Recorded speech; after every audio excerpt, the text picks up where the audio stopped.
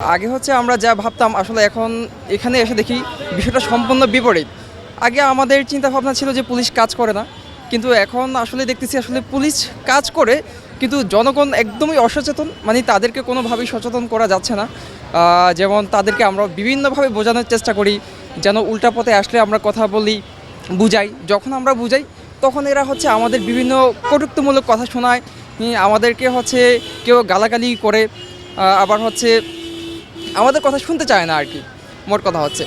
তো এখন আমরা অর্থাৎ পাবলিককে যখন ফেস করতে আসছি তখনই বুঝতে পারতেছি যে আসলে আমাদের দেশের পাবলিক কে যতটা সহজে আমরা ভাবছিলাম বুঝাতে পারবো, আসলে বোঝানোটা অতটা সহজ হচ্ছে না আর কি। বিশেষ করে প্রশাসনের কর্মকর্তারাও ছিলেন।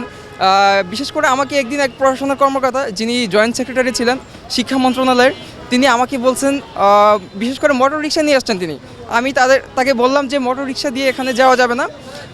পরে তিনি আমাকে বলতেছেন, তুমি কে, তোমাকে আমি দেখে নিব। মানে তিনি আমাকে ছেড় দিয়ে পরে চলে যান। আমি তাকে মোটর রিক্সা নিয়ে যেতে দেয়নি আর কি।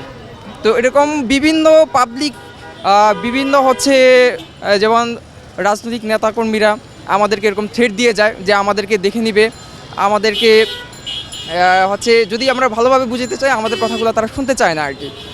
তারা উল্টাপাল্টা চলে, তাদেরকে আমরা উল্টাপাল্টা যদি চলতে না দিই তাহলে এক্ষেত্রে আমাদের এরকম থ্রেট আসে বিভিন্ন জায়গা থেকে। সরকারিভাবে আরও বড় করে উদ্যোগ নেওয়া প্রয়োজন। বিশেষ করে সচেতনামূলক কাজগুলো হচ্ছে প্রচার করা প্রয়োজন আর কি।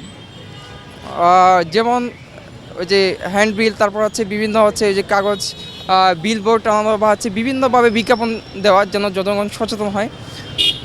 তারপর হচ্ছে আরও বেশি বেশি জনবল নিয়োগ দেওয়া। এক্ষেত্রে আমাদের জনসংখ্যা হচ্ছে কম, মানে আমাদের জনশক্তি কম আর কি। এই যে ট্রাফিক সহায়তাকারী হিসেবে যারা আছি, এই নিয়োগটা আরও বাড়ানো উচিত আমি মনে করি। আসলে আমরা যখন স্টুডেন্ট হিসেবে যেমন 5 তারিখের পরে যেমন কাজ করছি বেশ কিছুদিন, তখন আমরা কিছু কথা বললে তখন শুনতো আর কি। তো যখন এখন আমরা কাজে আসছি, এখন আমাদের কথাগুলো খুব বেশি একটা শুনতে চায় না। মানে হচ্ছে তারা ভাবে যে আমরা হয়তো সরকার কর্তৃক নিয়োগ দিছে এখানে স্টুডেন্টদের। এই জন্য আসলে সরকারি হিসেবে মানে সরকারি যে নিয়োগ দিছে সেক্ষেত্রে সেই দিকটা থেকে তারা খুব কম মানে আর কি, বা মানতে চায় না। বিশেষ করে হচ্ছে যে বিভিন্ন প্রভাবশালী ব্যক্তিবর্গ আর কি।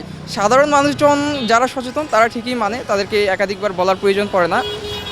তবে হয়তো আশা করি এটা হয়তো আরও কিছুদিন করতে করতে হয়তো তারা আস্তে আস্তে বুঝবে বা শুনবে আর কি। আমরা হচ্ছে 1 ফেব্রুয়ারি থেকে এখানে জয়েন করছি। জয়েন করার পরে আমরা যেন রাস্তাঘাট এক কথায় হচ্ছে যে সচল রাখা যায় সেই লক্ষ্যে আমরা কাজ করে যাচ্ছি, ঠিক আছে।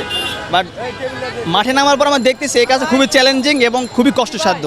যারা ট্রাফিকে কাজ করে তাদের আমাদের সমীহ করা উচিত এই কাজের ক্ষেত্রে, হ্যাঁ।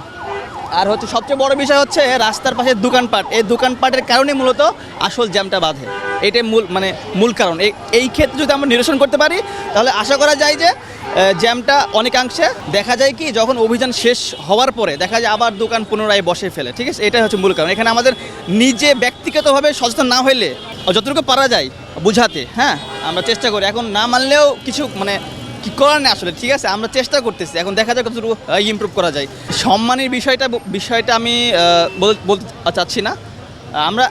আমরা আসলে কি দেশের জন্য কাজ করছি, হ্যাঁ। আমরা যেন রাস্তাঘাট সচল রাখা যায় সেই লক্ষ্যে কাজ করে যাচ্ছি আর কি। আমাদের ডিএমপিতে নিয়োগ দেওয়া হয়েছে, এই লক্ষ্যে আমরা কাজ করে যাচ্ছি। আমার হচ্ছে যে ইচ্ছা আছে, আশা করছি যে এই অভিজ্ঞতাকে আমি কাজে লাগিয়ে পরবর্তীতে এই যে বাংলাদেশ অবস্থা